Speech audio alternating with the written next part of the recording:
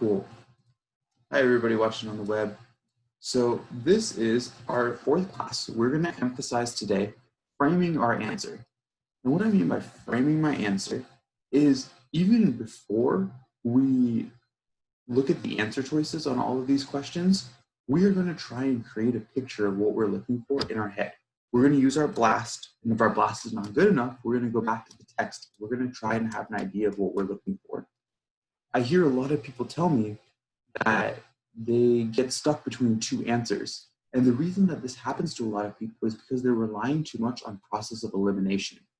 So when we rely on process of elimination, a lot of times there are two answers which immediately strike us as wrong. And we say, oh, this has nothing to do with what's going on in the passage. This has nothing to do with the section I'm looking at, whatever it is, we knock those out. And then we have two more answer choices. We have two more answer choices which at least sort of relate to what's going on in the passage, but we're unable to distinguish between those other two answer choices. So in order to help us out with that, we're going to focus on this technique right here. See, we can bold and underline it just to make it really clear. This is what we're doing today. We're going to focus on framing our answer, or creating that picture in our heads before we look at the answer choices.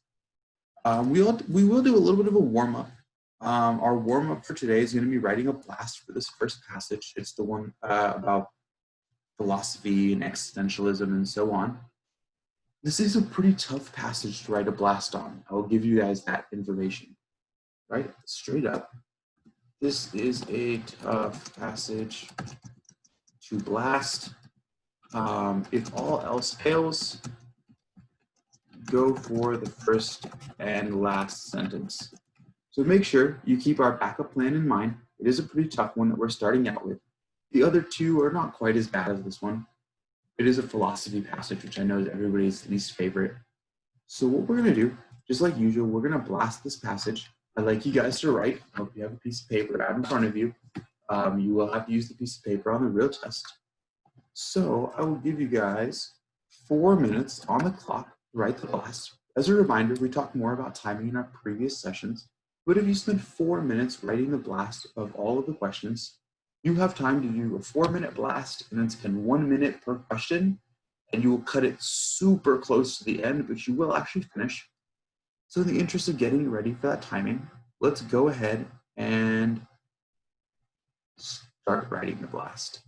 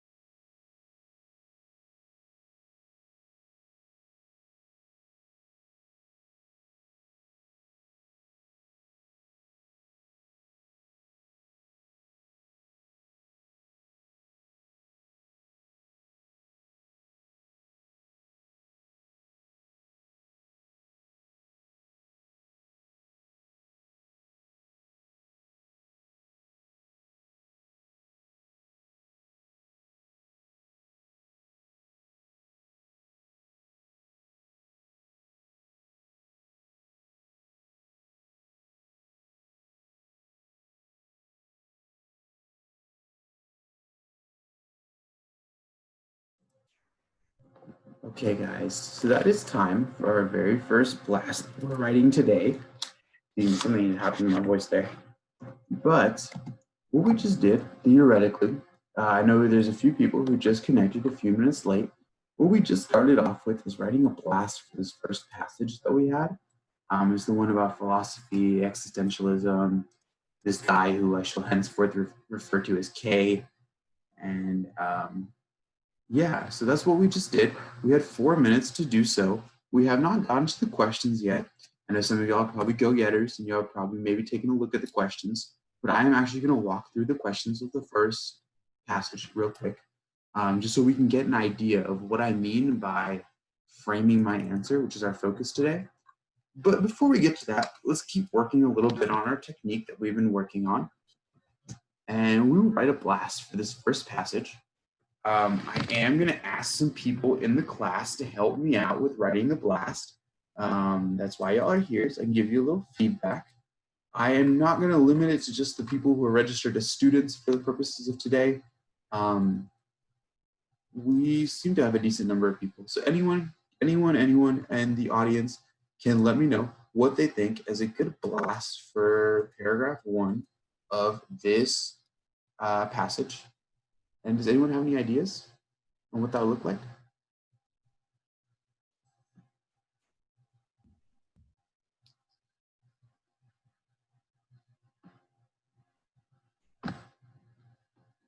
Okay, I can just start calling on people, or I could write it myself. Let's see. How about we start with people in the audience? Alex, what do you think is a good blast for paragraph 1? I wrote K equals existentialism, aesthetic, and ethical. I hope I'm spelling that right. And then aesthetic. Oh, exactly. That was a really good blast. So what we had up here in this first paragraph was, it was pretty tough to read, but we're, I almost said existentially, we are basically talking about this guy, who we shall refer to as K, because I can't say his name, his debut work, or I guess it's a book or some philosophy work. And he's talking about these two categories that he has, aesthetic and ethical. And I kind of know what those words mean, but his descriptions of them are kind of eluding me right here. He has this one sentence about what aesthetic means, but he says a lot of fancy words in here. And he also has this sentence about what ethical means. But it seems to be something about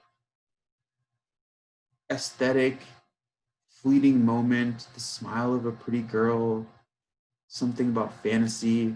It's pretty hard to define really just from this what aesthetic means in K's philosophy.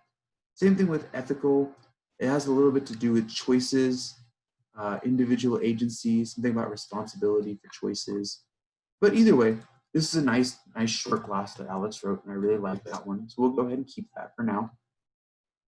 K is existentialism, and he has these two things, aesthetic and ethical.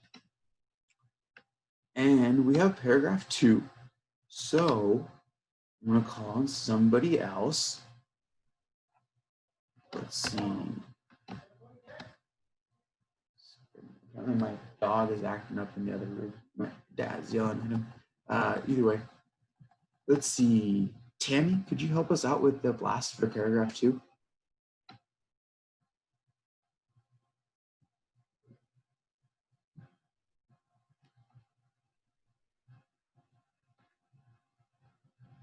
How about Baria? Could you help us out with the blast for paragraph 2? So I wrote K's meaning of ethical is religious. And the whole paragraph just defines that he elaborated more on the fact that how it's religious. Perfect, yeah. So this paragraph is basically connecting that idea of ethical and religious. And he has quite a few examples about that. He is talking extensively about Christianity. That's something I noticed. He says some stuff, covenant with God based on faith, Christianity is a truth, blah, blah, blah, blah, blah, blah, blah, blah, blah, blah. And same thing, in the interest of just keeping up with my technique, I'll go ahead and highlight the first and last sentence so I can go back and take a look at those. But the main idea here seems to be, just like Baria said, connecting this idea of ethical and religious. So what about paragraph 3? Ifoma, what did you think about paragraph 3? K's leap of faith denounced by S.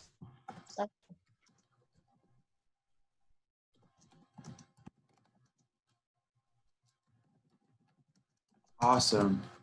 And yeah, oops. I swear when I do these sessions, I get much worse at typing. I promise I'm not this bad at typing in real life. It's just, I don't know if it's like a pressure thing of people watching me or something. I get much worse at typing.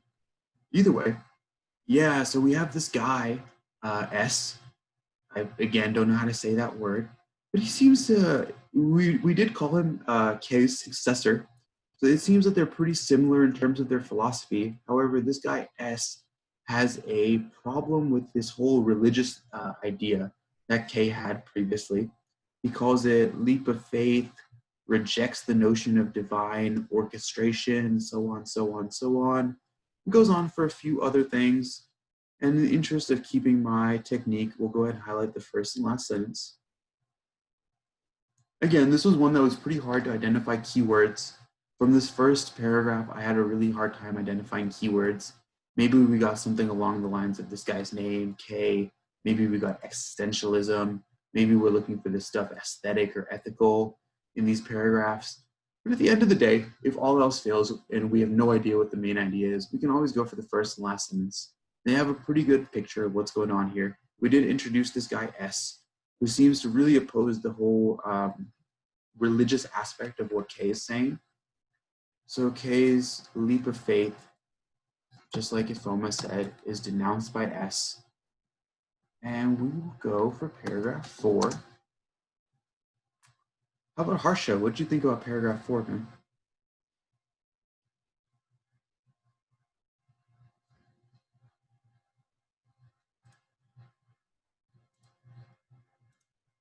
Okay, what about Radhika? What did you think about paragraph 4?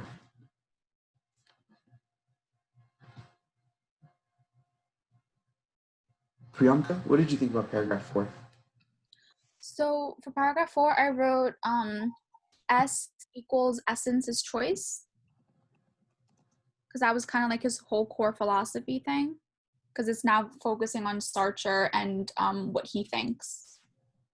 Awesome, yeah. So this is going way more in detail about S's philosophies. And we kind of lead off with this quote, existence precedes essence.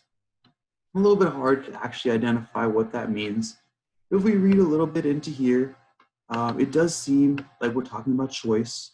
I looked at this last paragraph down here. No worries. If you don't have a mic, no worries. We will find someone who can help us out. So I did look at this last sentence when I was writing this. It seemed to have something to do with this term existential angst. I wasn't exactly clear on what existential angst was when I read this, so I decided to go back and do a little bit more reading. And it seems that he's talking a lot about choices. He's talking about how can one make such a choice when the options are seemingly limitless and each has unbeknownst consequences. So you see that when he's faced with choices, he is kind of at a loss of what to do. Instead, he calls it existential angst. So essence is choice. He does define this term, existential angst. That's a little bit of me knowing that the first question is going to ask about existential angst. But in the interest of doing it how you guys probably did it, you probably didn't know that, but didn't have that information. So we won't write that down for right now. Either way, let's go to the next question. Next paragraph, excuse me. What about Sai? Sai, what do you think was a good outline or a good blast for this last paragraph? I put Frankl. One second. I put Frankl as application of existential philosophy because this paragraph talks about how he's a good example, and whereas K and Sartre are just personal and like practical. Awesome. Yeah. And we have that same thing. We lead off with this guy Frankl.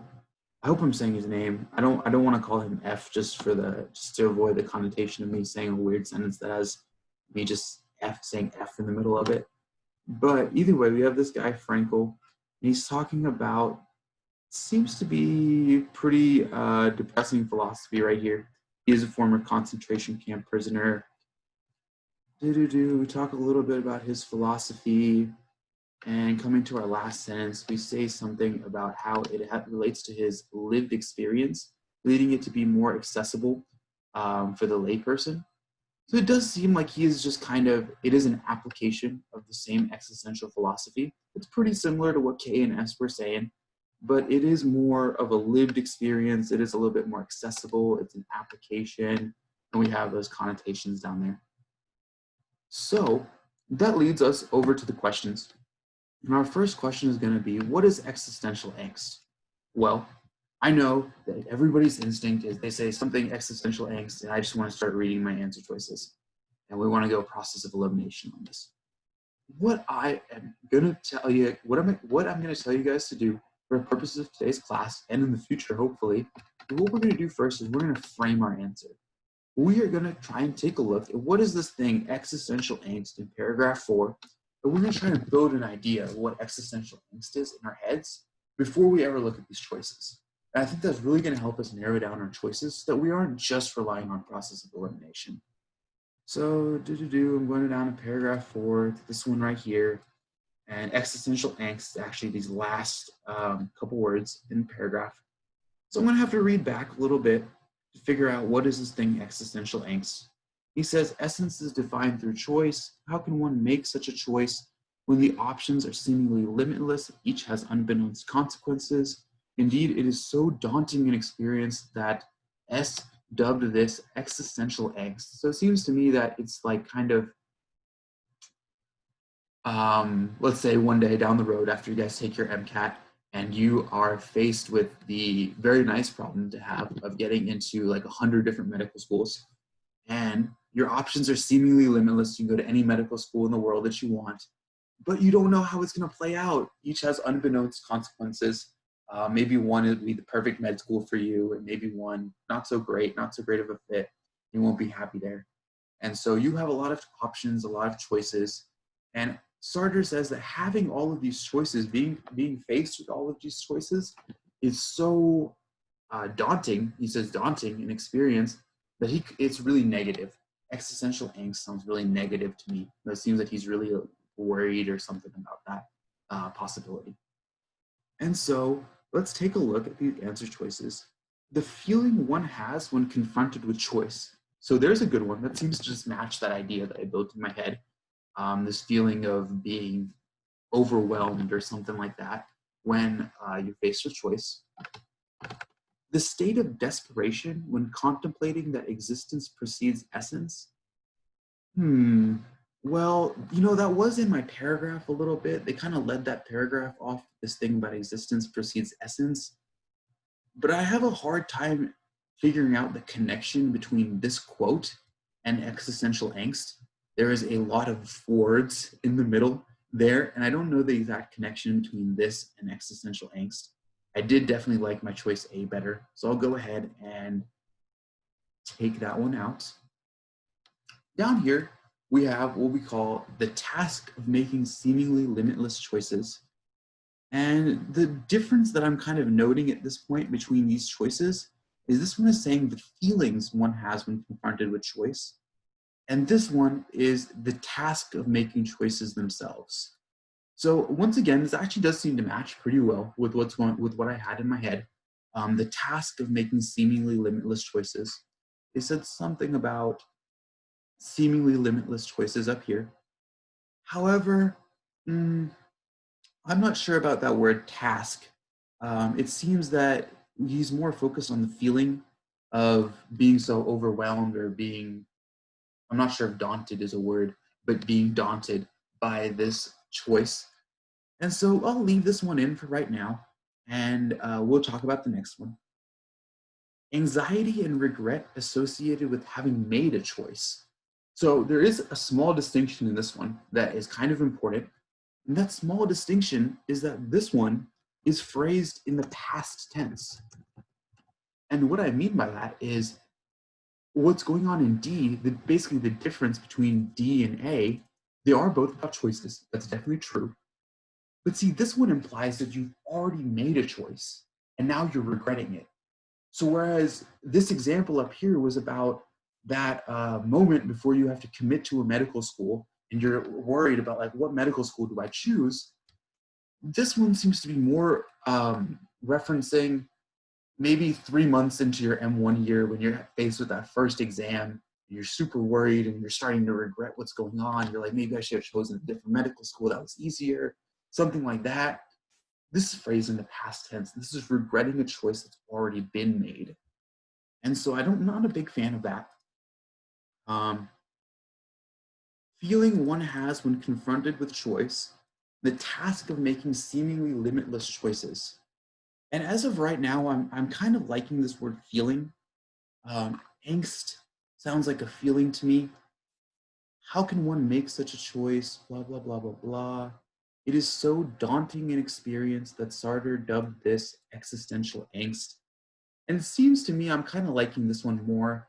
It's not exactly a task. It is not exactly the same as, I don't know, kicking a football or something like that. It seems to be more the feeling the feeling of being overwhelmed by those choices. I did think this was a pretty tough question. We did narrow it down to 2 using our little framing technique. And then we had to kind of rely a little bit on our intuition. I'd say this was a pretty tough question. This is something that they love to do. They love to lead off the passage with a tough question. And they definitely did that here. A lot of these answer choices sounded very similar to each other. But ultimately, I think that this one is definitely the best answer. And you guys, if you don't understand what's going on, please feel free to ask me questions. We don't have a ridiculous amount of people this time around. We had something like 30, 40 people in the calls in the first week. You guys can feel free to turn your mic on, ask me some questions. You can type them in the chat if you're nervous that someone will make fun of your voice or something like that. Either way, let's move on to the second question. The author would most likely agree with which of the following? So this is a little bit of a weird one because I am not too clear after reading all of this what the author's actual opinion is. So we can go back to the passage a little bit and we can try and do a little bit of reading to figure out what the author's opinion is. And all of this stuff seems like it's K's opinions. All of this down here, once again, it seems to be K's opinions. One more time, we have S's opinions. We have S's opinions. Whereas down here, I actually noted some tone in this last paragraph. What I mean by that is he calls Frankl, which again, I hope I'm saying his name right, he calls this an elegant application. He says that Frankl's analysis was insightful and was very accessible for the lay person. So it seems to me that overall he's pretty positive about Frankl. And when I'm framing my answer, I want to keep these things separate. I want to keep what all of this is K's opinion up here. All of this is S's opinion right here. And what I'm looking for in this answer choice is what is the author's. The author would most agree. So I am looking for the author's opinion in this answer choice. And it is not a super strong opinion. It's not a very opinionated passage in the same way that a lot of them are. However, overall, I do seem to think that he's the most positive toward this guy at the end.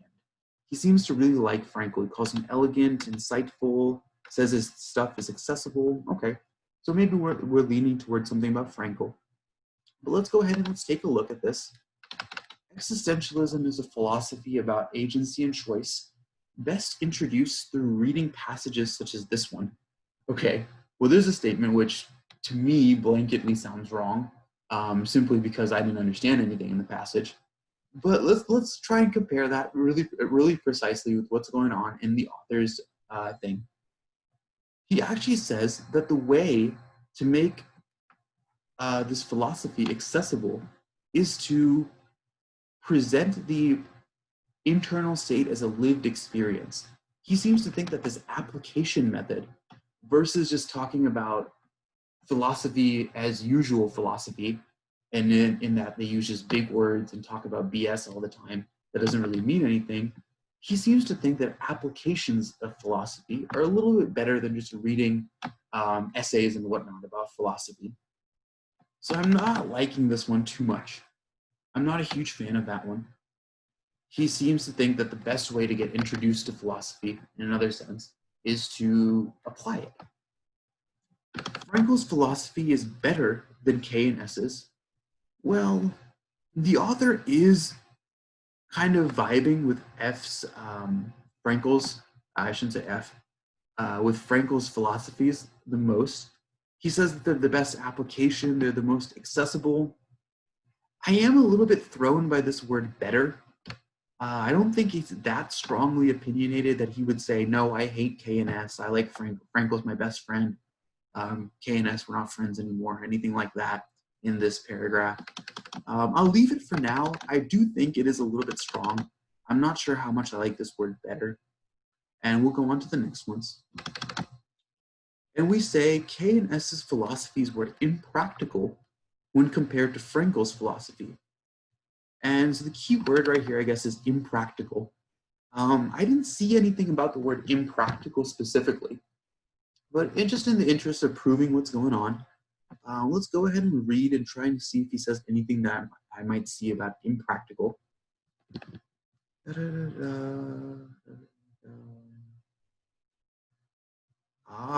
Here's something about practical. He says, where K and S's philosophies are also deeply personal and practical. So he actually says that K and S are the practical ones. They're not impractical. So we'll go ahead and take that out. He says that K and S are more practical, actually. Applying the principles of existentialism to everyday life is better than just talking about it. Now, here's something I'm kind of liking. He says that F's philosophies, again, I'm in that habit. Frankel's philosophies are a little bit better because they're referring to his lived experience. They're referring to his own life or his experiences as a concentration camp prisoner. And he says that makes it really accessible for the layperson. Now, both of these seem to relate to what's going on in the passage. In this case, it says Frankel's philosophy is better than K and S's. In this case, it seems to relate to this idea that F's philosophies, Frankel's philosophies, are more accessible. They're more accessible because of the fact that they relate to his lived experience or his own everyday life, I suppose you'd call it. And at the end of the day, between these two answers, I am going to end up picking this one. The reason I do pick this one is because I'm not a big fan of this word right here. They say is better than. I don't think he goes so far as to say that Frankel is just smarter than K and S, Frankel is more important, I like Frankel more. I'm not exactly getting that vibe from this passage, so I am going to go ahead and pick this one. Applying the principles of existentialism to everyday life is better than just talking about it, and he does say that applying it makes it more accessible for the layperson. That's a good thing. Which of the following best describes the main goal of the passage? The main goal of the passage. Okay, so if I'm talking about the main goal of the passage, let's see. What we're doing is we seem to be sticking to this concept of existentialism. Existentialism is definitely an overlying theme in this passage. We have this guy, K, and he says debut work. So this might be the first kind of existentialism thing. He calls him the father of existentialism right here. And then we move on. We talk a lot about K's opinions and his philosophy up in here. And then we kind of move on to talking about this guy who's referred to as K's successor. K's successor, S. And then we have this whole 2 paragraphs right here about S's philosophies. And we do talk a little bit about the distinctions between K and S in this deal. Then we get to this last paragraph. And once again, we're still talking about existentialism. We're talking about an application of existentialism. So I'm not getting the vibe that Frankel in any way really contradicts what K and S are saying. He simply applies it to a new concept. He applies it to his own everyday life or his, it's difficult to say everyday life when he's talking about his experiences in a concentration camp. But It is talking about his everyday life and his experience as a concentration camp prisoner. And so we have, basically we have this guy, the father of existentialism, his successor, and then we have something about the applications of existentialism down here. And so let's take a look at that. Compare the different philosophies of Kay, S, and Frankl. I can see it. I could see it if I really wanted. I'm not sure that comparing is the right word. He doesn't really seem to focus very much on the differences between these guys. The only thing that I saw about the differences are where he says that S contradicts K a little bit. But overall, it doesn't seem to be a super compare and contrast article. He mostly talks about K right here. He mostly talks about S right here. And mostly talks about Frankl right here. But we'll go ahead and leave that there for right now, just to see. Show a progression of existential philosophy. And I can see that one as well. I do see that one because we talked about this guy being the father of existentialism, this guy being the successor, and this guy being the application. I can kind of connect that to the idea of progression. That seems to be a similar thing. To demonstrate how existentialism has changed with time, I'm not a huge fan of that. It doesn't really say that, you know, existentialism back in the day looked like this, existentialism today looks like this. Even down here when we're talking about Frankl stuff, it seems to be the same ideas. It's the same ideas just made more practical or made more accessible. So I don't think changed with time is the best description of what's going on there. To offer an introduction into existential philosophy, maybe. Once again, it does connect to existential philosophy. There's a good thing, that they all connect to existentialism. An introduction into existential philosophy, was it a good introduction? Maybe, maybe not. But I can see how we might consider it an introduction. And what we want is to best describe the main goal of the passage. And once again, actually between these three things, I did end up picking answer choice B.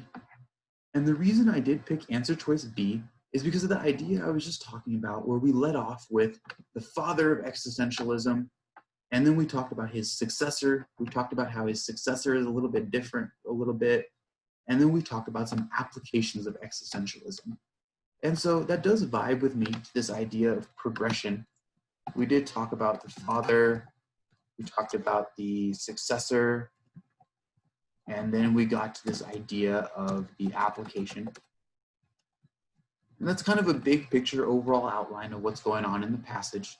And that seems most to me to talk about a progression versus comparing or just an introduction. So I did end up picking this one. I did end up picking B, and that's a good answer. According to the passage's depiction of K, which of the following policies would he most support? So it's been a while since I read about K. K was way back up in the beginning of the passage. But first of all, let's take a look at my blast. K is this existentialist. He talks about aesthetic stuff versus ethical stuff. And there's also some heavy religious connotations to what K is talking about. In fact, he says some stuff. Here's a paragraph that doesn't make too much sense. Aesthetic, ethical. And then we go into this whole paragraph about religion. And he seems real positive about religion. He seems to really like religion. Let's see. Religious is a covenant with God. Christianity is seen as truth. One who lives primarily in the religious sphere will still have aspects of enjoying fleeting moments of beauty and have morality. But that's a pretty good statement. Someone who's religious will have some moments of beauty and will have some ethicalness in their, or morality in their life. Seems to be pretty positive overall about religion. And so let's kind of take a look at this. Students should have the choice to attend either a secular or religious school. Okay, there's a good one. It does talk about religion. He's very positive about religion. And so it does seem like this is something that he might say. That existentialism should be taught in schools, that's a little bit of a stretch. it does seem that K's opinions mostly relate to this idea of religion. He doesn't ever say K was the biggest proponent of existentialism in the world. He loved existentialism. He wouldn't shut up about existentialism to anyone he ever met. Anything like that I didn't see up in here. I think this is a bit of a strong statement. That world religion should be taught in schools. Now, I might see this, but what's throwing me a little bit is this idea of world religions. He's not talking about Buddhism. He's not talking about Islam. He's not talking about any other religion you can think of. He's mostly talking about Christianity in this passage. Christianity is seen as a truth. And so it seems like a bit of a leap for me to go from Christianity as a truth to let's teach all the world religions in schools. That seems like a bit of a stretch to me. So let's go ahead and take that one out. And public funding should be provided for religious school boards. So this is something about religious schools. Basically, we should teach, schools should be organized around religious principles, something along those lines. And here's one. So basically, I'm left with two choices. I said from the very beginning that K's ideas seem to revolve around this idea that religion is great. I love religion. Religion's awesome. And here we have this one about students should have a choice between secular or religious schools. And here we have this one about public funding should be provided for religious schools. So this one is about students should have a choice. This one is about I love religious schools. Let's give religious schools money. And even though this is a pretty strong statement, I do think that this is a good example of when you should pick a strong statement. Because K, I'm going to take a stab at his name, I think it's Kierkegaard. Kierkegaard seems really positive about religion. I think he would like religious schools. He says so down here in this last sentence, one who lives primarily in the religious sphere will basically enjoy their life and have morality govern their choices. That's a good thing. People who are religious will enjoy their life and have morality. We like that. And I think that I could see that connecting to this idea of we should have religious schools. We should provide funding for religious schools. And I do like this one a little bit more because it seems to really match his tone about being super positive to religious schools. What about, though, when he says, it is through conscious choice that movement, let me find that. Let's see, something about conscious choice. It is through conscious choice that movement from the ethical to the religious occurs with a leap of faith. There's a good point. So basically, I'm guessing, Alex, you like answer choice A. You should have a choice to attend either a secular or religious school. Yeah, that's kind of what I was thinking. Okay, so let's take a look at that. No problem. I do think this is a tough situation. You know, we're stuck in between two answer choices. I was kind of helped out by the fact that I thought from the beginning that K's super religious. He's the guy who's I don't want to say controversial statements, but like the people who are raising millions of dollars to buy private jets for their church and all that kind of stuff. He seems to be this guy who's a big proponent of proselytizing and so on for his faith. Christianity is a truth. Da, da, da, da. And we have this statement about conscious choice. And I feel like that's probably what threw most people on this one. It is through conscious choice that movement from the ethical sphere to the religious occurs. So see, what he seems to be getting at here is we need to make that conscious choice. We need to be making the choice of going from a secular to a religious organization. The spheres are not entities of each other. The spheres are not independent entities exclusive of each other. So basically what I'm getting at here is they do make a statement about choice right here in the middle of the paragraph. However, in general, I'm going to be honest, I'm still leaning toward this idea of K is super positive about religion. He says that these things, ethical and religious, are not exclusive of each other. One who lives primarily in the religious sphere will have a really awesome life. They'll have a beautiful life. They'll be ethical. Christianity is the truth, things like that. The ethical sphere is intimately connected with the religious sphere.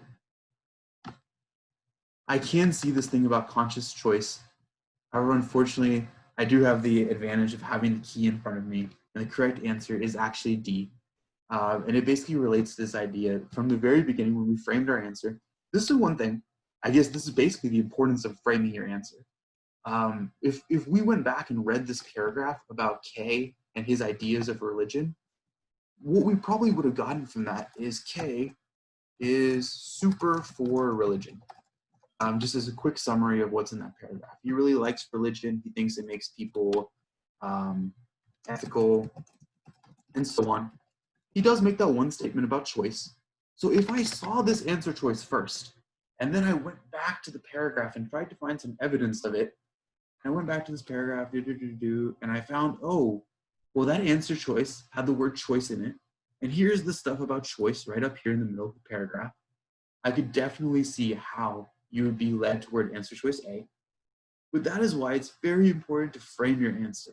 If we framed our answer and we looked at the paragraph, we would probably have this idea of this one is about having the choice to pick religious or secular, whereas K seems really, really for religion. It's not as much about making a choice for religion. It's religion is awesome. It makes people ethical. It makes people happy, so on like that. And that kind of leads us more to this one. We should fund religious schools. Does that make a little bit of sense, Alex? I think that's what I was trying to get at as to why we should be framing our answers in this one, so that we don't get distracted by small sentences that could that we could use to justify an answer choice that's a little bit off course. Does that make a little bit of sense? Yeah, that makes sense. Thank you. Yeah, no problem. And now we have this last one. Which of the following statements is least supported by the passage? Well, this one is going to be a little bit hard to frame. I'm not going to be able to just off the top of my head create this idea of, oh, he said this, he didn't say this. If I do, it's probably going to have nothing to do with what's in these choices. So I am going to have to be left with process of elimination a little bit here. And so what I'm going to do is I'm going to take a look at these choices. And we're looking for something that's least supported by the passage. And oops, I left a little hint here. Don't tell anyone I left that hint there. But what we have right here is men and women are equals. Well, I didn't see anything about men and women being equals. This is all building off of Sartre's ideas. And so we can go back and we could try and find some evidence of men and women being equals. We can take a look in this paragraph. Oppressive nature of social constructs and collective forces. Here's something. And so all of these social constructs and whatnot are leading us to live life in an inauthentic fashion, such as the social scripts followed on a first date in a restaurant. So it seems one of his ideas is that we shouldn't always stick with this, I suppose, patriarchal idea of society. We shouldn't stick with this idea of guys are always asking girls out first, and paying for the first date, and so on. And regardless of what you think about those ideas, he does seem to not like that social script. He seems to say that's kind of born out of oppressive social constructs, something along those lines.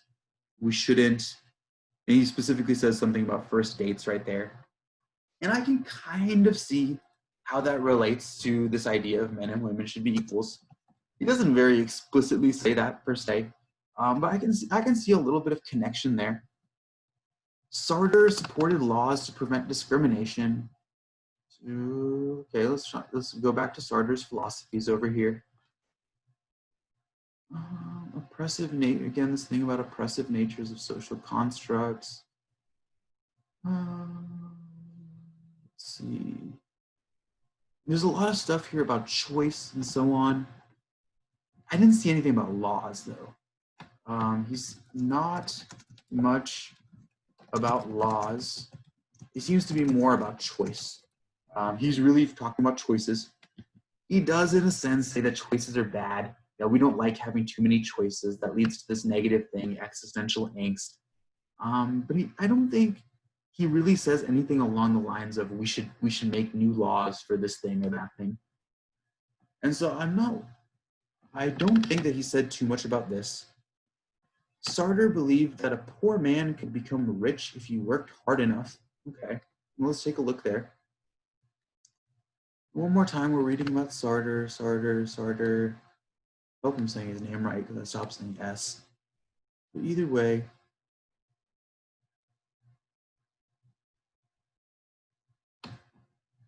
it is of no consequence the station, nature, and parameters surrounding one's birth when considering the nature of one's being. Essence is defined through choice. So he seems to be saying something along the lines of, I think the political equivalent of this is everyone can pull themselves up by their bootstraps, something along those lines down here. It is of no consequence the station, nature, and parameters surrounding one's birth. Our life is defined by our choices. And I can see as kind of a parallel to that idea that it doesn't matter that you were born poor. You can still make those choices, and ideally you would end up becoming rich at some point in your life if you made the right choices that would guide you in that direction. So I'm going to go ahead and take this one out. He does seem to say something along those lines, something about no matter the station of your birth or whatever. And again, regardless of what you believe about pulling yourself up by the bootstraps, he does say something along those lines. Sartre was denounced by the church. Well, that's actually reminding me about something I read. I think that's something that's in my blast. Leap of Faith is denounced by S. And so we had K's ideas all about religion up in here. And then it seems to say that S denounced this idea of leap of faith, and he rejects the notion of divine orchestration. So that doesn't seem to be something that the church would like too much. That seems to be something, what's the right word, sacrilegious or blasphemous or whatever, heretical, whatever word you like to use for that. It does seem that he's pretty against the church. So I could see him being denounced by the church. That is something I could see happening. And again, we're looking for something that is least supported by the passage. And we have this idea of men and women are equals. I would definitely not say this is strongly supported by the passage, but I could kind of see it a little bit here. I could kind of see this idea of we should flip the social script, not follow this idea of social constructs. We should not follow the script for first dates and things like that. I could kind of see the connection between that and men and women becoming equal. I didn't see anything really that related to this idea. I didn't see anything that related to the idea of passing new laws to prevent discrimination. I guess we can take a look at it one more time. We can see some stuff about laws or so on.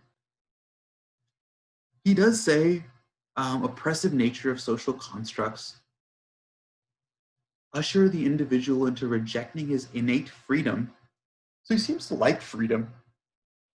He seems to be talking about all these negative things that suppress people's freedom. Narrowing and limiting of choice is something defined as bad faith. So once again, he seems to like freedom. He seems to like this idea of choices, idea of having freedom and choices. So I'm going to go ahead and pick that one about passing new laws. I don't think he would really like some stuff about laws. He seems to be talking more about choice than laws. He does say that having too many choices can be overwhelming a little bit in your life, but I don't think that really connects to the idea of let's pass new laws so that you can't make choices. Overall, he seems to like this idea of freedom and not letting social things or collectivist forces or whatever it is he's talking about deny you your freedom. So I do like B. I am going to go ahead and pick B. Again, I was stuck between two. This is one of those where, once again, I had two where I kind of got rid of them pretty quickly. He had his own pull yourself up by your bootstraps thing that would kind of justify, that kind of referred to this. Rejecting divine orchestration kind of vibe with this idea of the church. Again, men and women was a little bit of a stretch from what he specifically said, but I could see that. I could see that as a little bit of a stretch. I think this was least supported, definitely. This was pretty weakly supported. These are pretty strongly supported down here, but this one is definitely the most weakly supported, is what I'm trying to get at. And awesome. So what we have now is, probably added a few lines as I was typing there. We have another passage. I am going to actually turn this one over to y'all. I think it's something y'all be pretty interested in, all of our pre-med community down here. It is about mad cow disease and how it kind of affected the community in the UK and Britain and so on when it was a big deal in the UK. So what I'm going to do is I'm going to set a timer for you guys. What I'd like you guys to do, you can write it up here just so everyone's clear. I would like you to write a blast. I will give you, once again, 4 minutes to write a blast. We'll take the full time for the purposes of our session right now. And actually, there's 7 questions this time around. On the actual MCAT, especially on the COVID edition, if y'all are taking the COVID edition, I think they stick pretty closely to 6 questions. You might rarely get one that's 7 questions or one that's 5 questions. Here's your rare case. Here's the rare case with 7 questions down here. Because that makes sense. So we just had one that's 5 questions. But either way, we're going to write a blast. This should be 4 minutes.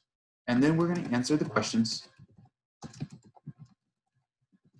And so 1 minute per question, that gives us 7 minutes.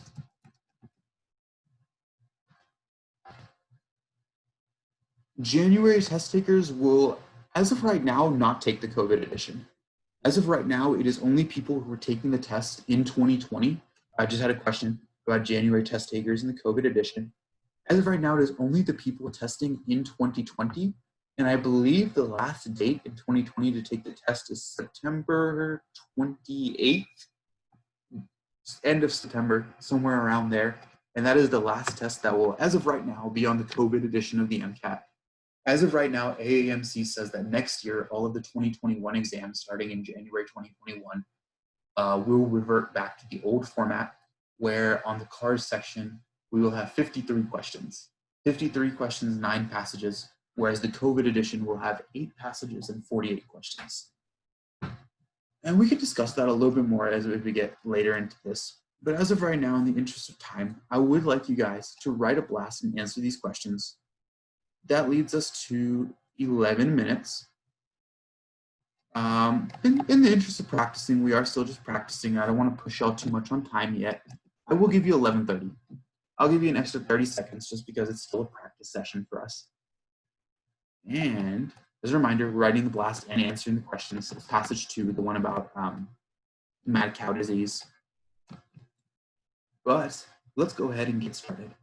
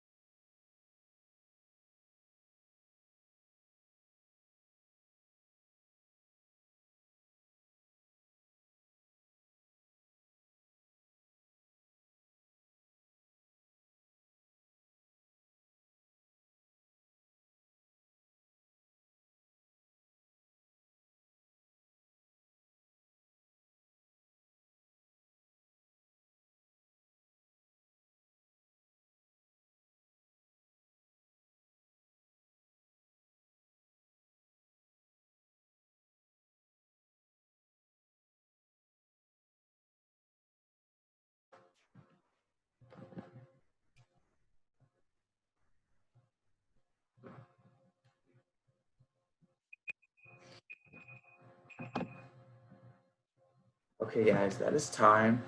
Sorry, I try and mute that timer because I find it super annoying to find a different timer because it makes such an annoying sound. But either way, that is time. That was 11 minutes and 30 seconds. That is ever so slightly longer than you would get to do this on the real test. On the real test, even if you're cutting it super close to the end, you'd probably get something along the lines of like 11 minutes and 15, 20 seconds, something like that. So maybe just tiny bit longer than you get on the real test. If you're having trouble with the timing, that is definitely something to work on. However, I will make a point. It's something I work on a lot with my one-on-one students, especially when you're starting out. Accuracy is more important than timing. So if you did not get through to the end, but you felt like you couldn't speed up without sacrificing accuracy, don't worry about that, unless your test is like this week or something like that. Worst comes to worst, statistically speaking, you were better off, let's say there's 8 passages on the real test, you were better off answering 6 of those passages to the best of your ability. And let's say you spend as much time as you want on those 6 passages, and you get a 5 out of 6 on all those 6 passages, and then you just guess C randomly on the other 2 passages. You were better off doing that than trying to rush your way through the whole test, because A, you're going to get a ton of testing anxiety and you're going to mess up your whole mindset, and B, your accuracy on the entire thing is going to go down.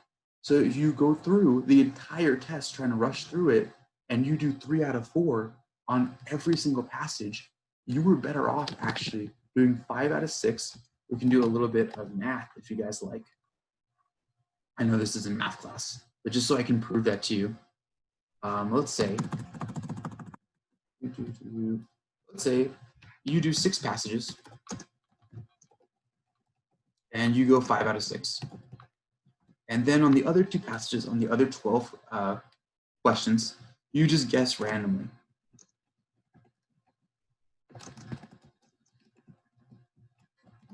And so what that basically means is that for the first 5 passages, you're going to get 30 questions right. And then down here, you'll probably get 33, you'll probably get another 3 or 4 right, random guessing, which means you're coming up with 33 or 34 questions right. Versus if you do 8 passages and your accuracy drops because you tried to rush through all of them. Let's say you do 8 passages and you go 3 or 4 out of 6 on those 8 passages. You are actually going to end up with somewhere between 24 and 32 questions right. Correct and correct. So what that means is you are much better off maximizing what you can get on a majority of the passages and then guessing some stuff on the other passages. If obviously you can do 7 passages and then just guess randomly on one of them, that's even better. But at the end of the day, especially when you're practicing, make sure you're practicing quality over quantity. The goal of CARS passages, especially when you are starting out, should not be to get through them as fast as possible so you can stick under the timer. I had actually had one of my private lesson students the other day. He's real smart. If he had an unlimited amount of time on every single passage, he would probably be going pretty close to a perfect score. Really, like, he's so smart. If he had an unlimited amount of time on every single passage, he would probably be getting like a 128 to 130. But he has this mindset where he thinks he needs to do his questions as fast as possible. And he's actually going through the passages in something like 7 or 8 minutes a passage, which is completely unnecessary. First of all, he doesn't need to be going that fast. And because of that, he's getting more like a 124, 125. And so if he just slowed down and took his time and built that mindset of doing them properly instead of doing them fast, his score could go up 3 or 4 points. Now, it is an extreme case. I'm not going to guarantee for everybody that your score is just going to magically skyrocket 4 points if you slow down a little bit. But I will promise you that your accuracy will go up. And so, I know I've emphasized a lot on the blast technique and skimming and so on, but especially when you're practicing, your emphasis should not be on blindly doing these passages as fast as possible. It needs to be on accuracy.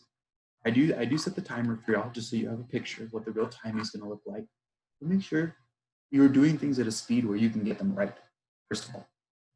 Okay.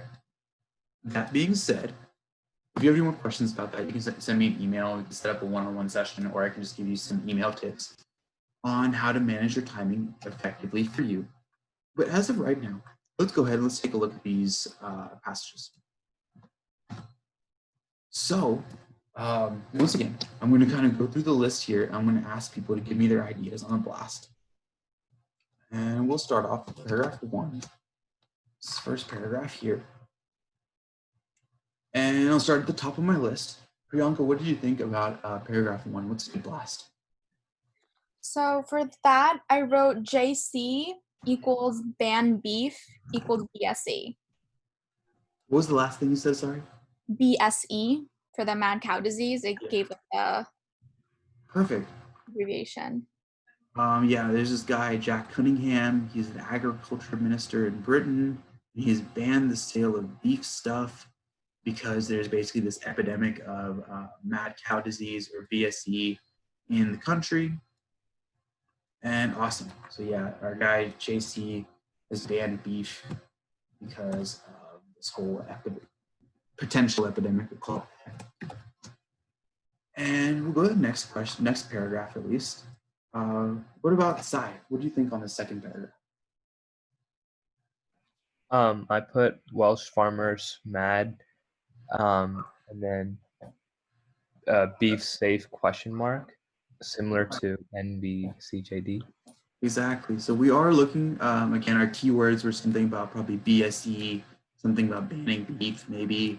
And we're kind of looking for that stuff as we go through this passage. So what I see is Britain's already mutinous beef farmers. These Welsh farmers are really upset. They're doing kind of a Boston Tea Party sort of thing with beef. They're dumping the beef into the sea, and something about the safety of beef one more time, a potential epidemic of this disease. And basically people are a little unsure about whether is beef safe to eat. And so what we had is Welsh farmers mad and safety of beef in question as of right now. That is what you said, right? Sorry, sometimes I forget as I go back to the message. Yeah. Okay, perfect. And so paragraph 3, let's see, Baria, what did you think about paragraph 3? I wrote less tests, so animal products are safe, ? And then there is a new epidemic, but we can't determine anything out of it. Perfect. Yeah, so let's take a look at this paragraph one more time. This thing about milk, epidemic of this disease. There's difficulties in answering these questions. Most mysterious diseases ever. There's no test to tell whether animals are infected. The experiments to find out whether beef is safe takes ages. There's something that stood out to me. The best experimental model of mouse must take 2 years. This disease is so new that it's impossible to make any reliable predictions about the potential for an epidemic. And someone's probably going to ask the question. I did pick this passage specifically because I thought it kind of related to current events. But either way, average time for infection. Okay, and then there's some stuff about, a lot of stuff is just unknown, cannot be determined yet. Okay, cool. So we wrote, there's less tests. We don't know whether animal products like milk and whatnot are safe. New epidemic, we don't know much about it, and it's hard to find information. And paragraph 4, Ifoma, what do you think about paragraph 4?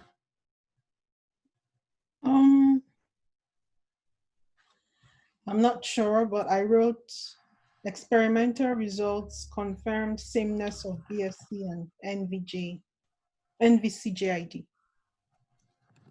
experimental results confirm what? I'm sorry, one more time. Sameness of BSE and NVCJID. Nice. NVCJD, I think that's what it's called. Either way, so we're taking a look at this one. There's a guy, John Major, possible connection between these two diseases that we're talking about. And a bunch of people have died. Says a steady drip of experimental results has diminished the uncertainty over whether these diseases are the same. He says experiments in mice have compared these diseases and show that these two diseases have the same incubation time and the same pathology in the brain. And this is different from some other prion diseases. I don't know if you guys know a lot about prion diseases. I think I wrote a paper at some point in college about prion diseases in this class that related to it. So I have a little bit of background knowledge in this topic, but we do have to kind of separate what we already know from what's actually in this article. So, you know, even if you can write a whole article about what scrapie is and what other prion diseases and so on do, that's not exactly in the scope of this article. All that we found out right here is that they did some experiments and they basically concluded that BSE and NVCJD are effectively the same or similar thing. And paragraph 5 is my next. Alex, what do you think about paragraph 5? I was about to call you my next victim, but I said, don't know much about BSC. yeah, awesome. Don't know much about BSE. Unfortunately, hardly anything is known about how BSE might be transmitted to people. Exactly what Alex just said there. Saying something about how it might relate to bone marrow and nervous tissue. But again, the dose is unknown. It's impossible to know how large the risk might be.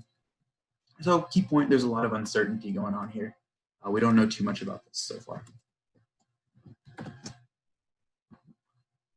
And we have our last one, our last paragraph, paragraph 6. And let's see who I haven't picked on yet. Let's see, Tammy, do you want to give paragraph 6 a shot?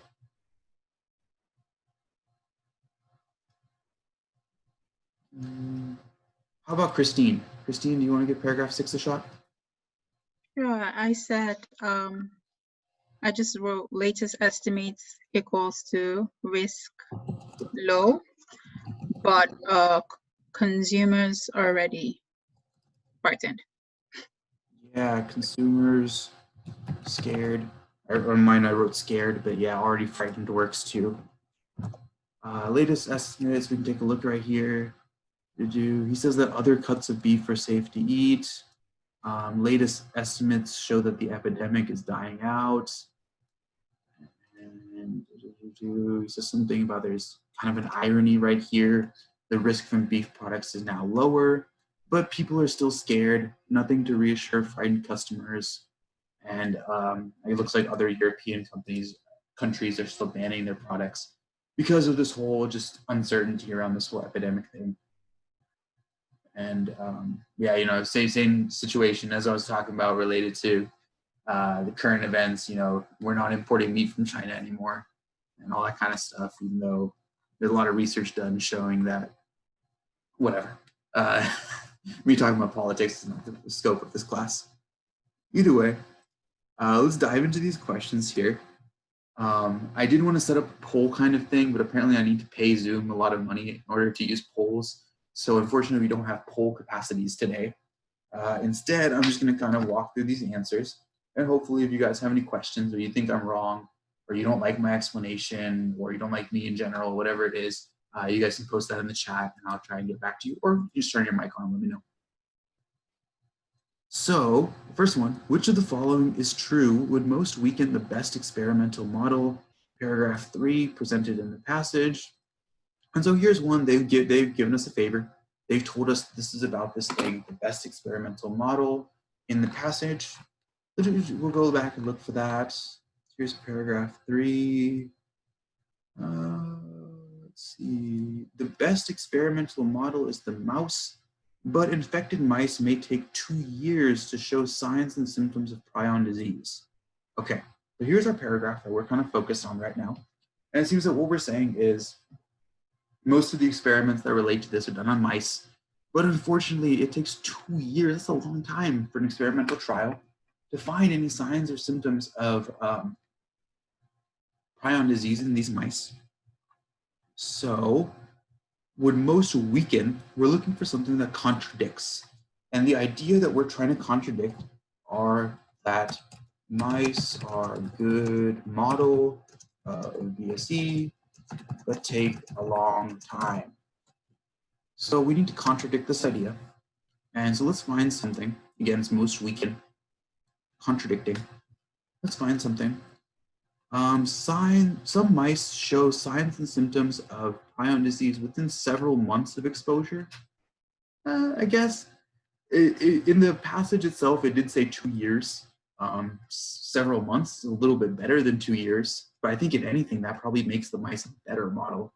That probably makes the mice a better model of BSE, CJD, whatever you want to call it.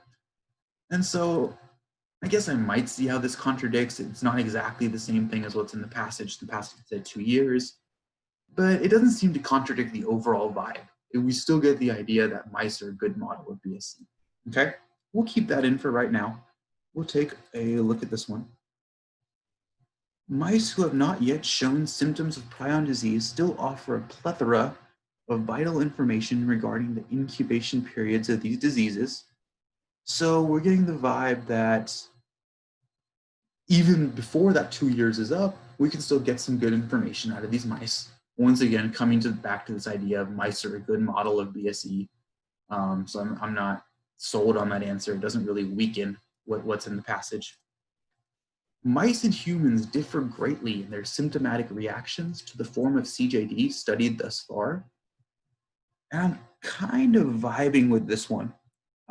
It does say, obviously, if mice react to CJD very differently than humans, then it's kind of meaningless to study what CJD does in mice. It has no correlation with what it does in humans. So I do like this one. I like it way more than these two. I'll go ahead and take these two out. And let's read this other one just to be safe. Current prediction regarding the potential dangers of prion disease are tenuous and unreliable. Tenuous and unreliable. Okay. Well, that actually does seem to relate to what was going on in that passage. It doesn't relate to that exact line I was taking a look at, but it does relate to this next line right here. NVCJD is so new that it's impossible to make any reliable predictions about epidemic stuff. There's a lot of stuff that's unknown, and that again matches with the whole vibe of the passage in general. A lot of stuff we don't know about BSE, NVCJD, whatever. So I'll go ahead and take that one out. I think this one is definitely the best answer. It does contradict specifically this thing about the mouse model. Which of the following pieces of information would most likely aid researchers in predicting a potential NVCJD epidemic? Now here's another one. This is a little bit hard to frame. I don't know what the claims are about to be. But what I'm looking for is most likely aid researchers in predicting a potential epidemic. And I do remember that we had a lot of stuff in here about uncertainty. Uncertainty about how the disease spreads, what the incubation periods are, so on, so on. There's a lot of uncertainty about this disease. So maybe they're going to answer one of my questions that I didn't have an answer to before, and that'll help me find out some information about the epidemic. So what we have here, how scrapie is transmitted from one species to another. And this is a little bit of a detail-oriented thing. Scrapie is actually different from NVCJD, and we might just leave it at that, but in the interest of actually proving that to you, we'll go find where they were talking about scrapie.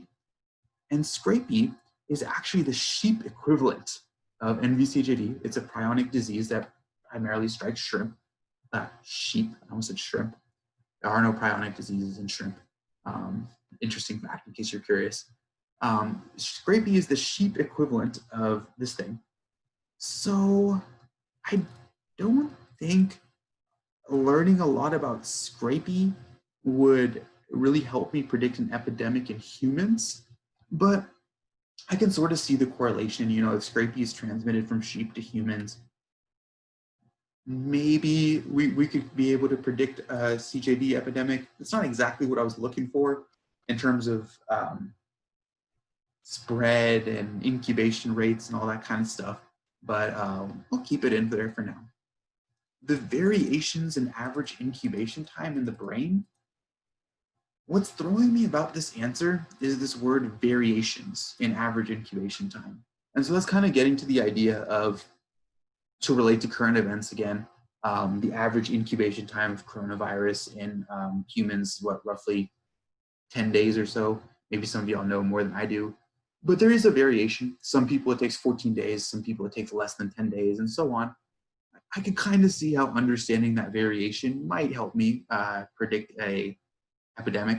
It's not a super strong answer, because variations in incubation time is not as helpful as actually knowing the incubation time, but we'll keep it for right now. How effective the human immune system is in fighting some prion diseases? Well, first of all, I never really talked about the immune system. There's literally nothing about the immune system in this passage, just overall. And spoiler alert from my previous knowledge, the human immune system is absolute trash at fighting prionic diseases, but that's again a secondary point. Either way, we're gonna go ahead and take that one out because it has nothing to do with what's in the passage.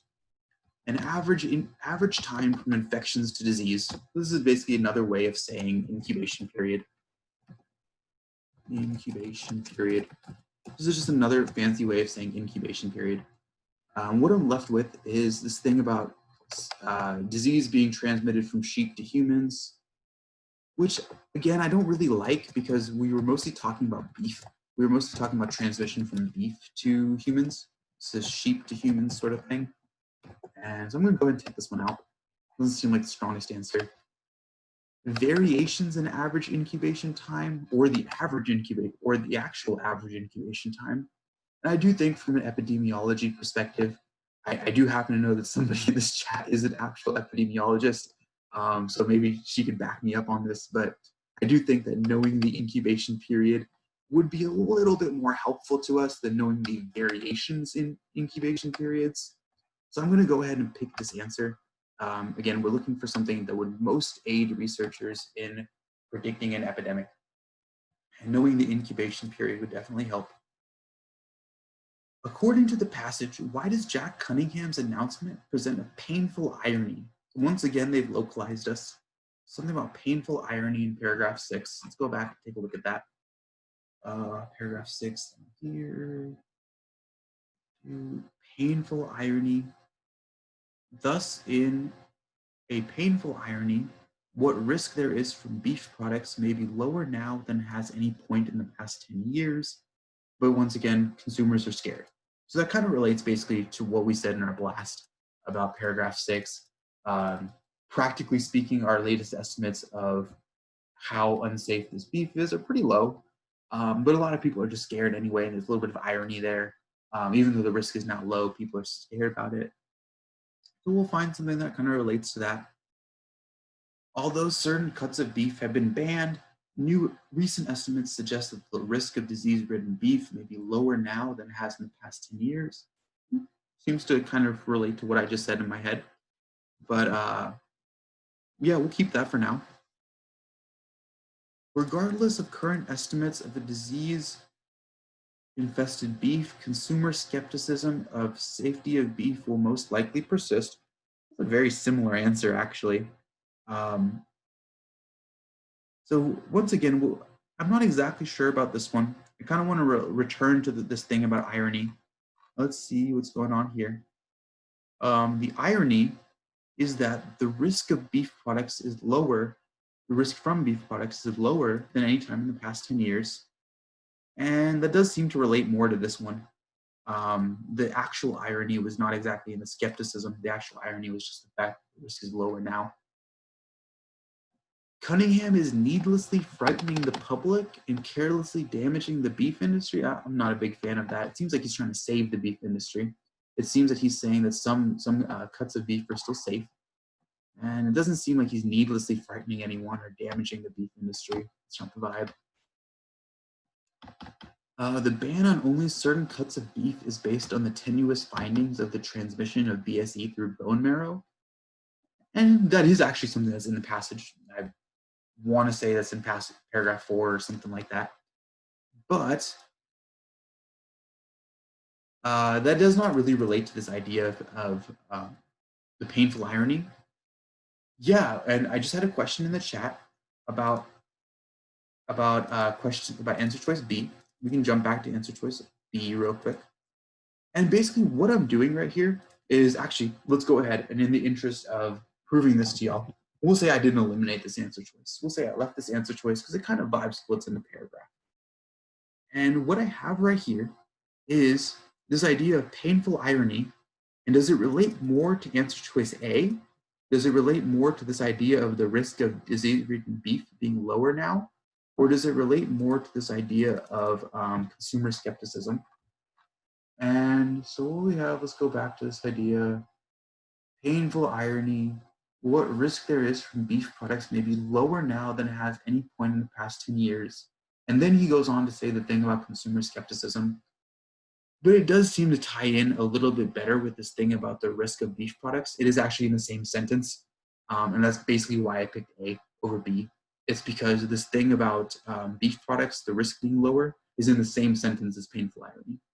He does go on to say the thing about consumers, but practically speaking, this thing about the risk of beef is literally closer to the word painful irony. And so I went ahead and liked that one a little bit more. Does that make some sense?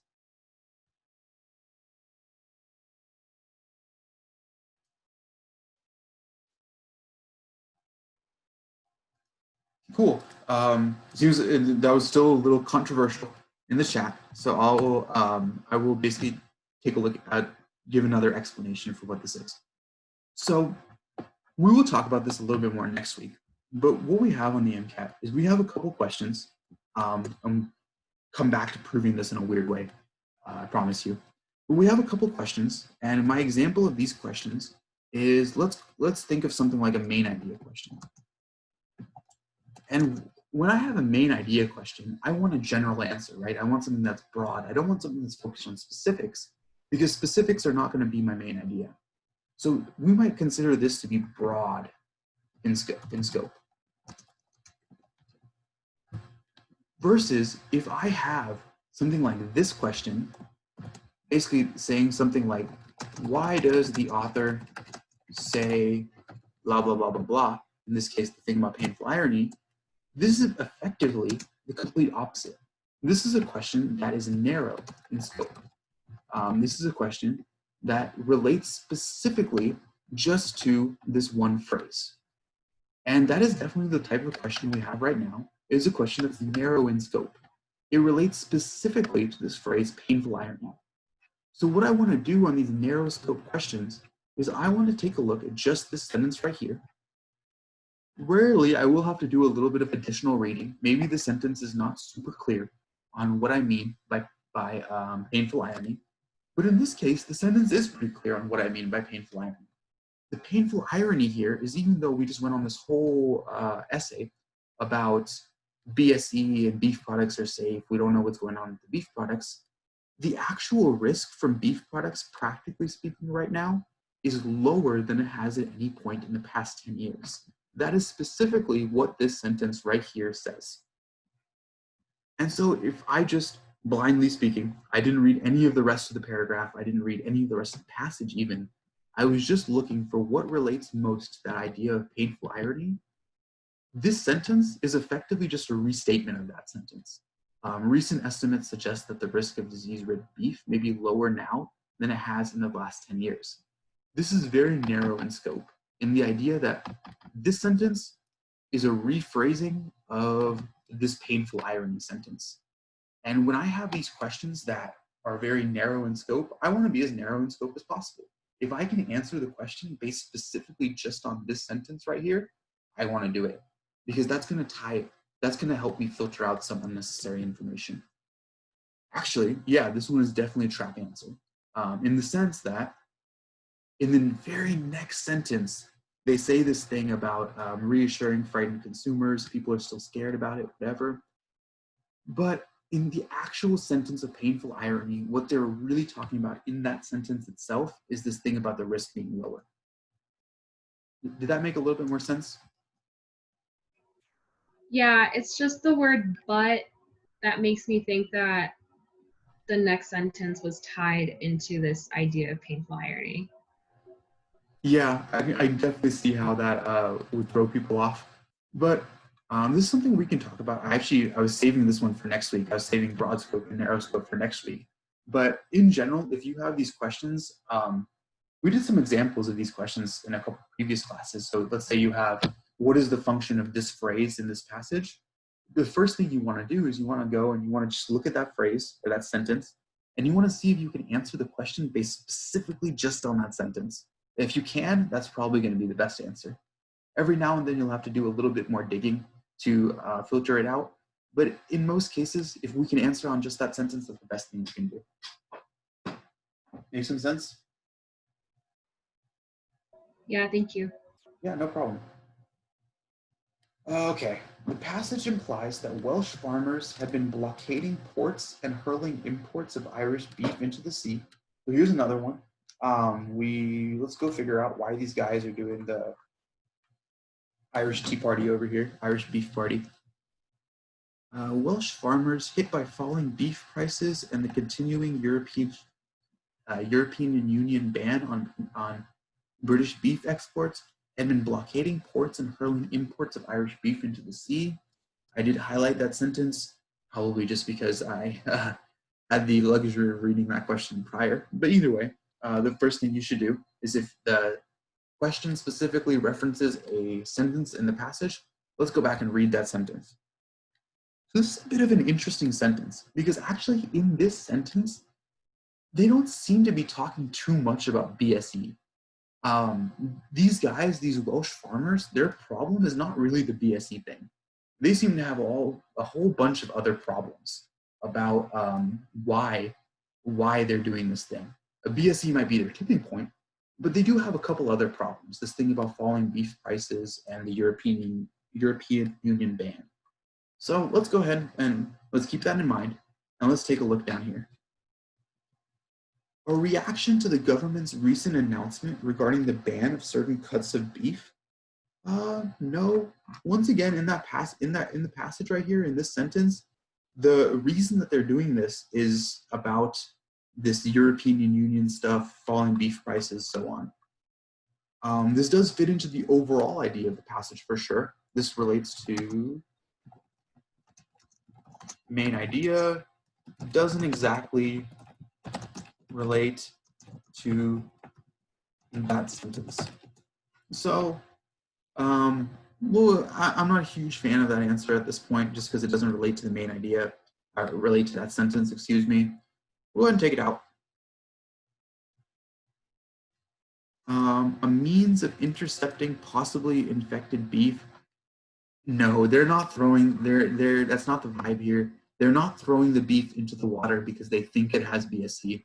They're throwing the beef into the water because of like a protest kind of thing. I thought it was really funny to call it the Welsh Beef Party, but apparently no one else finds that funny. So either way, we'll take that out. Let's see, an effort to underscore the impact of the ban on the Irish beef farmers. So once again, it is the Welsh farmers. These are the Welsh guys. They're throwing the Irish beef into the water. And so it seems that we're trying to underscore what's happening to the Welsh farmers, not the Irish farmers. They seem to not like the Irish farmers, really, throwing their beef over in the water. We'll keep it for now, I guess. This seems to, it has something to do with the impacts of a ban. I like that part. A rebellious reaction to falling beef prices and bans on beef. Now there's something I like, because in that sentence, the two reasons that we were talking about were falling beef prices and the European Union ban on beef exports. So that does relate to falling prices and bans on British beef. Is definitely my best answer. It does relate very specifically to what's in that sentence. So I like it. That's a good answer. And next question. The main point of the passage is to, I don't know why I have a space right here. Anyway, the main point of the passage, okay, so the main point of the passage had something to do with, just, I'm going to try and frame it in my head before I dive into these choices. I guess this whole thing about British beef, it's infected by BSE. There's uncertainty about what exactly BSE is, how it's spread, incubation, et cetera, et cetera. And that's kind of jacked up the British beef industry. Okay, so let's find a look. Let's take a look. Can't talk today. At some of these questions and figure out what kind of matches that. Discuss some of the ramifications of prion diseases on the British beef industry. There's one I like. We did talk about ramifications on the British beef industry. Talked about it right here. Ramifications. Nothing about ramifications right in the middle. And here's some more stuff about ramifications. They're not selling the beef and they're really angry about that. So, a decent answer. We'll keep that in for right now. Present some of the recent developments surrounding NVCJD. Now here's another good one. That's basically what this whole middle of the passage is about. At the beginning, there's a whole lot of uncertainty about this prion disease, what's going on. And then actually toward the end, they do actually find some results. A steady drip of experimental results, blah, blah, blah, and they did find some information about it. There is still a lot of stuff that's unknown. So we'll go ahead and keep that one for now. Demonstrate the effectiveness of bans that limit the impetus of a potential epidemic. Effectiveness of bans? I don't think we ever talked about that. We just talked about bans. We never really quantified how effective they are. We never said, the bans are the best thing in the world, anything like that. We'll go ahead, take that one out. Outline the difficulties in studying BSE. Now there is a part of the passage where they do that. That is right over here. The thing about the mice model, it's hard to study BSE because the mice take 2 years to show signs and symptoms. But in the grand scheme of things in this passage, that doesn't seem to be the main idea for sure. I don't think that's the main idea. That's just this one sentence right here about mice. They take 2 years, whatever. Go ahead and take that out. And now we're actually left with a pretty tough decision. We're left with these two answer choices. One of them is saying, well, basically the question we have to ask ourselves is the main point of this article the British beef industry, or is the main point of this article to discuss NVCJD? So that's a question we're going to have to ask ourselves. We have to know the answer to answer this question. And so let's take another look, and we will just try and quantify. Okay, here's a paragraph. This paragraph's mostly about the beef industry. Here's the paragraph where we start to get into NVCJD. There's no mention of NVCJD up here. This is not exactly about the ramifications of NVCJD on these Welsh farmers. These Welsh farmers were already upset even before the NVCJD thing. It just added to their problems. But it seems that the main point of this paragraph is to kind of introduce this idea of NVCJD, and there's a whole lot of questions and whatnot about it. And here's a whole deal about NVCJD. A lot of stuff about NVCJD right here. Just basically uncertainty around NVCJD.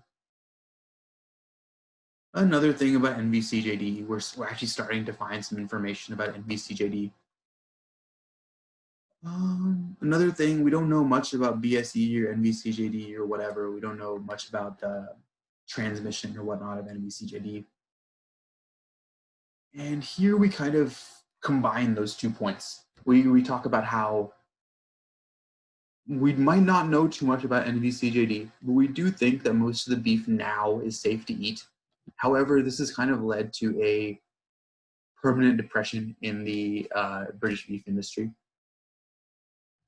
And Actually, the answer that the resource that I pulled this from goes with is, and I kind of agree with this one, is they do think that the main bulk of this passage, the entire middle of the passage, is really devoted to talking about NVCJD, is really devoted to talking about primarily the uncertainty around NVCJD, but also what the transmission of NVCJD is, what we're finding out about NVCJD. It does seem like the bulk of this passage is about NVCJD. So over beef industry, the beef industry is mostly mentioned in the first and last paragraph, whereas the recent developments surrounding NVCJD is mainly mentioned in the middle 4 paragraphs. And just purely off quantity, we can kind of see this is 2 paragraphs about a beef industry, this is 4 paragraphs about NVCJD. And so the ultimate answer is actually this thing about NVCJD. That is the main point of the article. The context of it is in the context of the British industry. But we do spend a majority of the article talking about NVCJD. According to the passage, how have researchers differentiated BSE from Scrapie?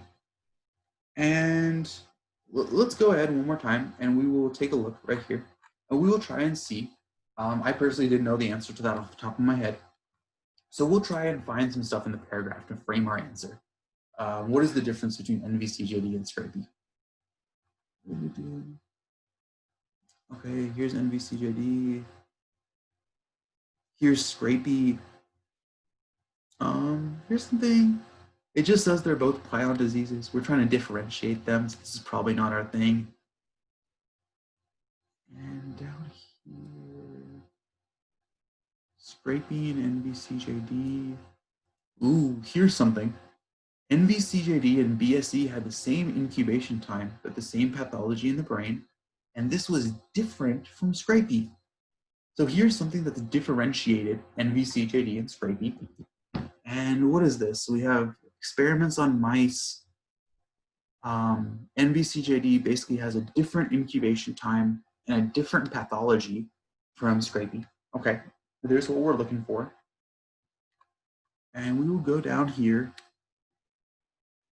Examining nerve tissue other than the brain and spinal cord.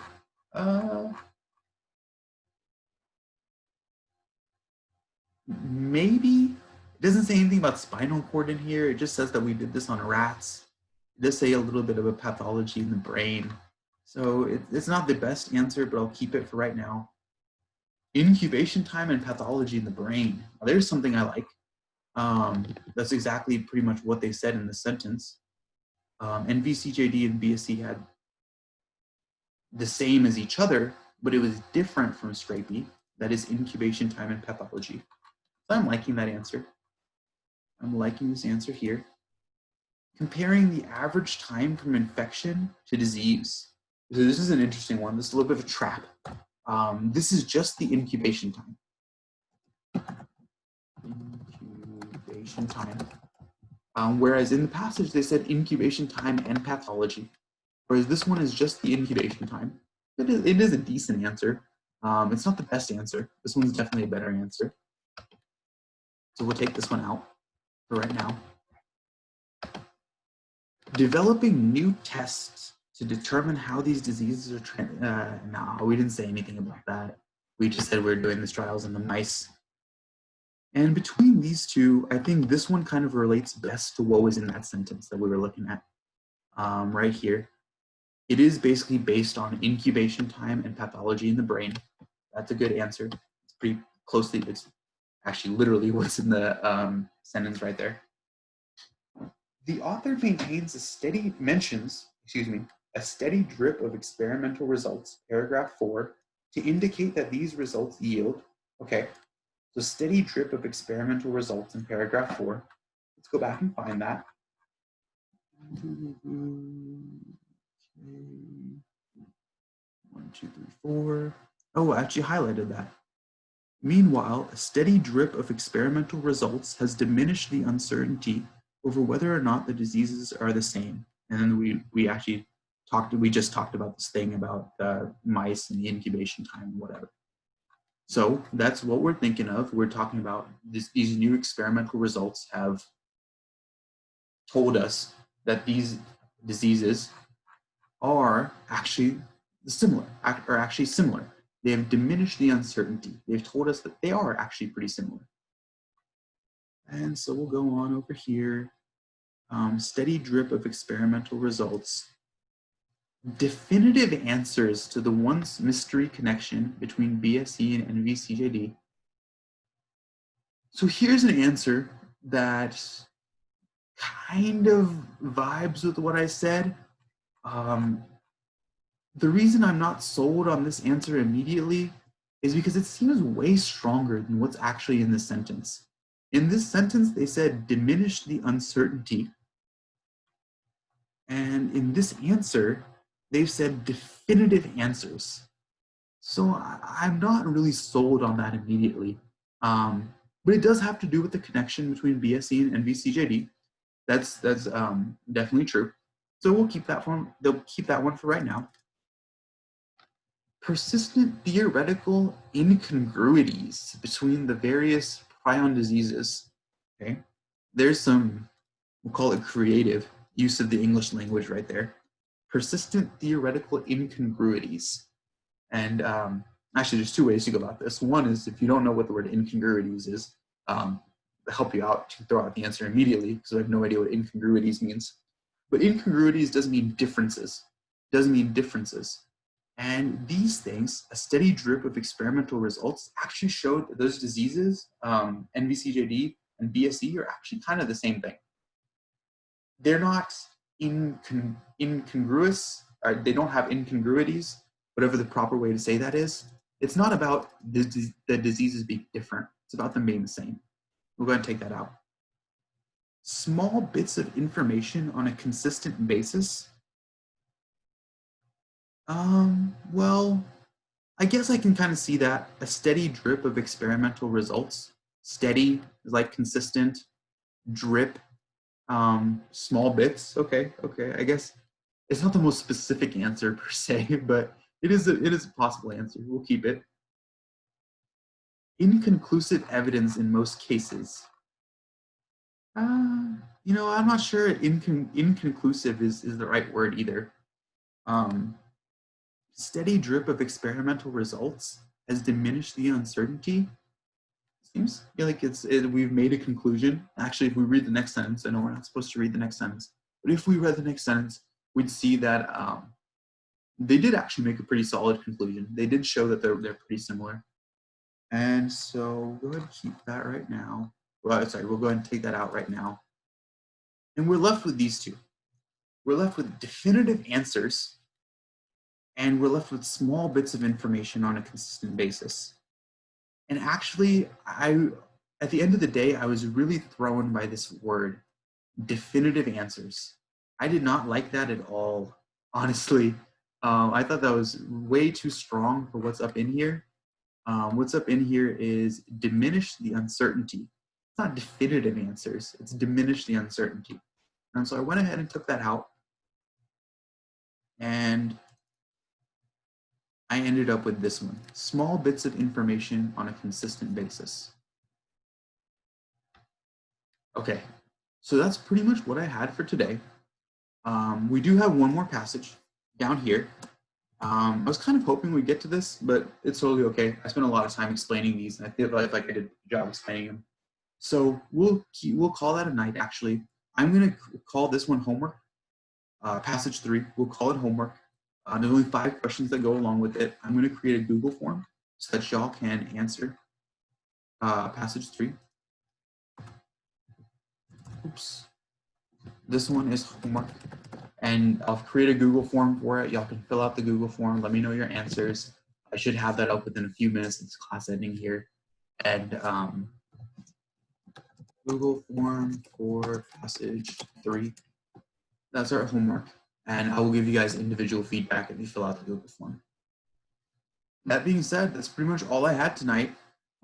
If you guys want to stick around and ask some questions, feel free. Otherwise, have a great night. I appreciate you guys coming out today.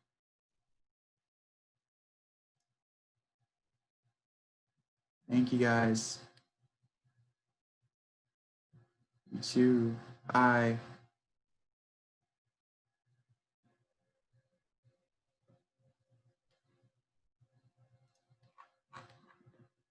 And again, for the people who haven't left here, I hope the main takeaway that y'all had from today was this thing about framing your answer, right? The thing about creating a picture in your head of what you're looking for before you just dive into the choices, so you're not blindly just doing process of elimination.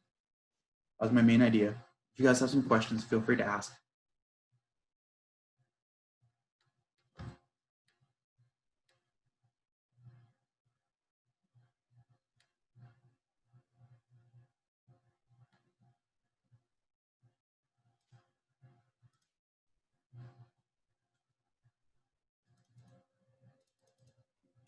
Harsha has a question, and there's one more question. I think, okay, let's do this question first. Harsha, if you type out your question, I'll get to you. I think we're talking about the very last question we did. This one right here. I actually was not super sure about this one. I was not super sure about C. There's very little in that passage that makes me 100% sure on C. The thing I liked about C was small bits of information on a consistent basis that seems to match this vibe of a steady drip of experimental results. That sounds pretty similar to me. Other than that, I threw out the other ones because they seemed this one just seemed way too extreme for me. Definitive answers compared to, what is this right here? Diminish the uncertainty. Diminish the uncertainty doesn't sound like definitive answers to me. That's why I took that one out. Those are too far apart for me. I didn't like it. Does that make some sense?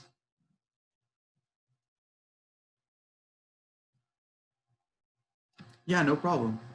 Question regarding question 5 on the second passage. Question 5. Let's differentiate between A and B. Yeah, give me 1 second. Yeah, we can definitely get to this. The main point of the passage is to, okay, so this is the thing about the beef industry versus, yeah, so it looks like that's the same thing as Harsha's question. We're talking about the differences between talking about the beef industry and just discussing NVCJD in general, okay? So let's go back to this passage. And here's the first sentence. We said that we banned the sale of beef bones. Here's this one. What struck me right here is that actually this whole bit at the beginning of the second passage is not directly about the ramifications of NVCJD on the beef industry. What this is it's saying that even before NVCJD was a thing, the beef industry was already struggling. So the beef industry was already kind of in a sinkhole before this NVCJD thing was happening. If you look at the actual explanation for this answer, I forget where I pulled this from. If you do some Googling, you probably find this. I think the actual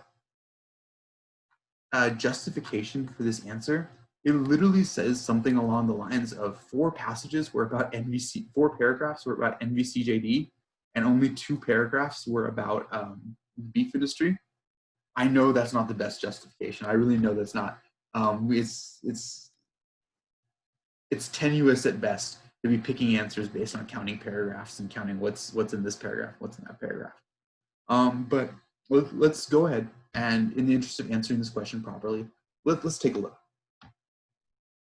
So here we have this stuff about BSE, possibility they could pass this thing.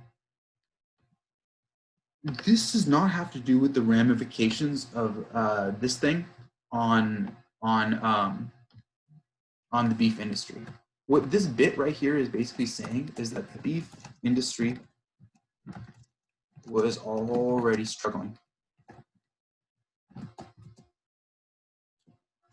And then down here, we talk about, right here, the future of beef prices is the least of their worries. and then this whole idea about this NVCJD epidemic.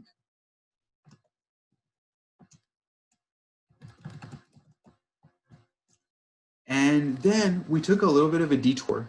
We really drove in this point of NVCJD. We did all of these studies in the mice and whatever to figure out some more information about NVCJD. And so basically this whole middle section of the passage is all about NVCJD. The uncertainties about NVCJD, some experiments on NVCJD, so on. This is all NVCJD stuff.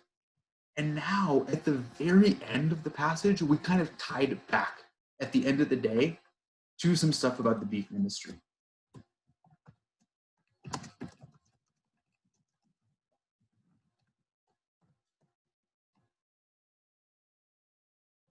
Have a good night. And so what this is really saying to me is that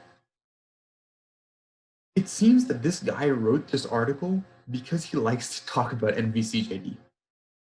The context in which he's talking about NVCJD here is definitely about the British beef industry. He leads us off by saying there was a huge thing about NVCJD in the British beef industry. And then he spends a bulk of this passage just talking about NVCJD. And at the very end, he kind of ties back into his thing about the British beef industry. But again, I'm not a huge fan of counting paragraphs, but I do see what they're saying here in terms of the bulk of this is devoted to just research about NVCJD, uncertainty about NVCJD. Did that help you out a little bit? Looks like that helped, Harsha. Thank you for coming out tonight. If that helped you, then feel free to call it a night. Have a great one.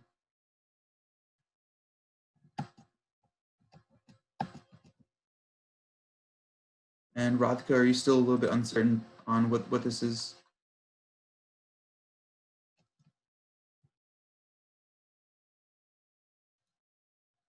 Thank you. Have a great night.